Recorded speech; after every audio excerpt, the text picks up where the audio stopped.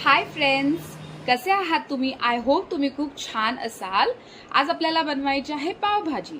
त्याच्यासाठी मी मटर आणि बटाटा हे शिजायला ठेवलेलं कुकरमध्ये। त्याच्यामधून जास्त पाणी झालं त्यामुळे ते बाहेर आलं।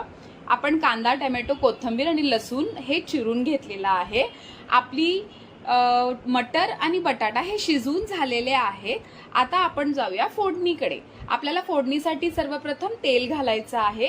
तेल घातल्यानंतर त्याच्यामध्ये आपल्याला टाकायचं आहे लसूण। तेल ऑफकोर्स आपल्याला गरम होऊन द्यायचं आहे।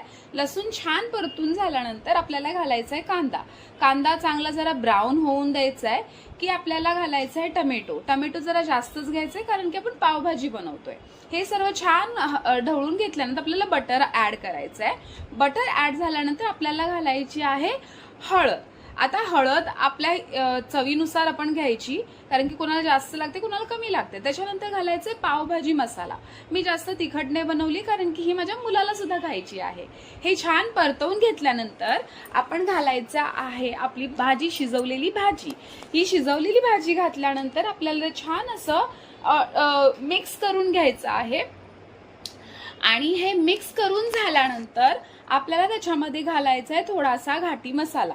घाटी मसाला घातल्यानंतर आपल्याला हे पुन्हा सर्व मिश्रण छानपैकी मिक्स करून घ्यायचं आहे। मिक्स केल्यानंतर आपल्याला त्याच्यामध्ये थोडंसं पाणी घालायचंय। पाणी का घालायचंय? का तर आपल्याला हे आता स्मॅश करून घ्यायची आहे पावभाजी। त्याच्यामध्ये मी बटर सुद्धा ऍड केलेला आहे।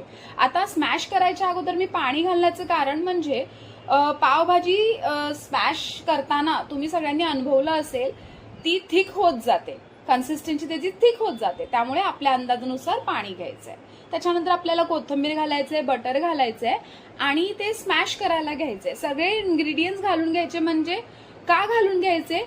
का तर ते चांगले मिक्स होतात आणि त्याची टेस्ट अजून छान एनहान्स होते। बेसिकली छान लागते पावभाजी। आपली पावभाजी आता स्मॅश झालेली आहे, एकदम व्यवस्थित स्मॅश झालेली आहे। सगळे इन्ग्रेडियंट्स पूर्णपणे मिक्स झालेले आहेत। आपल्याला पुन्हा एकदा बटर घालायचं आहे। पावभाजी म्हणलं की बटर हे आलंच, खूप बटर घालावं लागतं। इनफॅक्ट आपण जेव्हा घरी बनवतो तेव्हा कमी बटर घालतो, पण बाहेर तर खूप जास्त बटर घातलं जातं। तर बटर घातल्यानंतर आपल्याला पुन्हा कोथिंबीर घालायची फॉर गार्निशिंग आणि कोथिंबीर घालून झाल्यानंतर आपली पावभाजी रेडी आहे।